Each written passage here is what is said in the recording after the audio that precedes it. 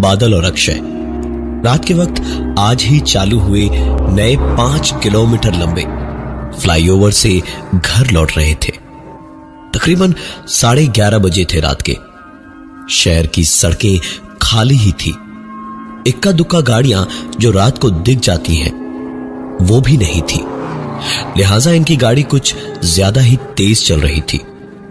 दोनों ने 5 किलोमीटर लंबा ब्रिज करीब करीब कुछ 100 मीटर ही पार किया था जब एक आदमी फ्लाईओवर पर पैदल जाता दिखाई दिया। दोनों ने उस आदमी को देखा और हंसते हुए बोल पड़े, फ्लाईओवर पर पैदल चढ़ा तो चढ़ा, पार भी करेगा हा? इतना कहकर दोनों हंसने लगे और उनकी गाड़ी उस आदमी के पास से गुजरकर आगे निकल गई। दोनों अपनी ही मस्ती में जा रहे थे जब थोड़ी ही आगे उन्हें वही आदमी फिर से दिखाई दिया। ठीक वैसे ही उनकी गाड़ी से थोड़ा सा आगे जाता हुआ। बादल ने गाड़ी धीमी की। दोनों ने पीछे मुड़कर देखा तो दोनों को जैसे बिजली का एक और झटका लगा, क्योंकि वो आदमी जिसे पीछे होना चाहिए था वो पीछे नहीं था। बादल और अक्षय का हाल ये देखते ही और भी बुरा हो गया था। बादल ने इस बार अकलमंदी दिखाई और तुरंत गाड़ी की स्पीड बढ़ाते हुए आगे निकल गया। वो आदमी पीछे रह गया, लेकिन वो लोग ये भूल गए कि फ्लाईओवर 5 किलोमीटर लंबा था। थोड़ा और आगे पहुंचकर बादल ने फिर से ब्रेक्स लगाई, क्योंकि वो आदमी एक बार फिर से कुछ देर पहले की तरह उनके थोड़ा आगे ही चल रहा था। बादल और अक्षय कुछ देर तक तो उस आदमी को बस देखते ही रह गए। डर, खौफ, घबराहट सब एक साथ महसूस हो रहा था उन दोनों को। एक ही आदमी 10 ही मिनट में एक नहीं, 2 नहीं, 3 बार दिखाई दिया, वो भी 60 की स्पीड से चलती गाड़ी के आगे। उस आदमी ने बादल और अक्षय की गाड़ी की ओर एक कदम बढ़ाया और इधर बादल ने रिवर्स गियर लगाई। उस आदमी ने उधर से दौड़ना शुरू किया उनकी गाड़ी की ओर और इधर से बादल ने गाड़ी पीछे भगानी शुरू की और आखिरकार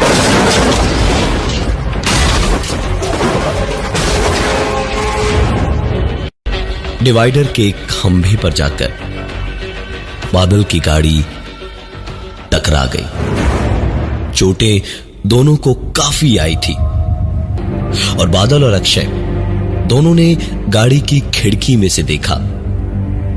वो आदमी रुका नहीं, थमा नहीं और न ही उनके करीब आया। चुपचाप वैसे ही चलता हुआ चला गया। होश आया तो दोनों सरकारी अस्पताल में थे।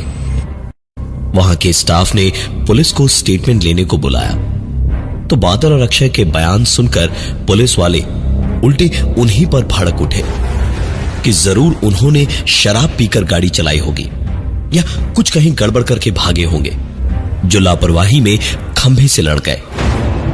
अगली सुबह अखबार उठाकर देखा तो बादल और अक्षय को एक झटका और लगा। उनके एक्सीडेंट की रिपोर्ट तो छपी, लेकिन उसमें यही लिखा था कि उन दोनों ने नशे में गाड़ी चलाते हुए यह एक्सीडेंट किया था। पूरी रिपोर्ट पढ़कर दोनों का खून ही खौल गया, लेकिन चाह कर भी कुछ बोल नहीं सकते थे। रिपोर्ट पढ़कर एक बात पर बादल की निगाह पड़ी तो उसकी भौहें तन गई। रिपोर्ट में लिखा था कि पिछले 4 दिनों में जब से फ्लाईओवर चालू हुआ है तब से तकरीबन 7 ऐसे और एक्सीडेंट्स हो चुके थे। जिस पेपर में रिपोर्ट आई थी उसमें बादल का दोस्त काम करता था। उसकी मदद से बादल को सारे केसेस में जितने लोग थे उन सब के पते और फोन नंबर मिले। अक्षय के साथ मिलकर बादल अगले 3 दिन दर दर भटका, सारे लोगों से बातचीत की और आखिरकार पता चला कि ये सब के सब एक ही जैसे केस थे। सभी को एक ही जैसे कपड़े पहने, एक ही हुलिये वाला आदमी उसी फ्लाईओवर पर कई बार दिखाई दिया और उसी से बचने के चक्कर में सभी का एक्सीडेंट हुआ। बादल ये सब कुछ सुनकर थोड़ा घबराया हुआ था। अक्षय इस मामले में थोड़ा कम डरता था। बहुत ही मामूली लहजे में उसने कहा, भाई तू फालतू में डर रहा है, हाँ? कोई ना कोई गड़बड़ है वहां पर जरूर। उस दिन गाड़ी मैं चला रहा होता तो ये सब कुछ नहीं होता।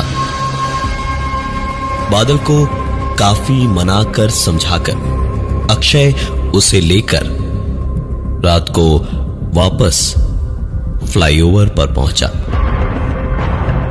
दोनों पूरी तैयारी के साथ गए थे। फ्लाईओवर के बीचों बीच गाड़ी एक कोने में खड़ी करके बादल और अक्षय उतरकर इधर उधर देख ही रहे थे जब देखा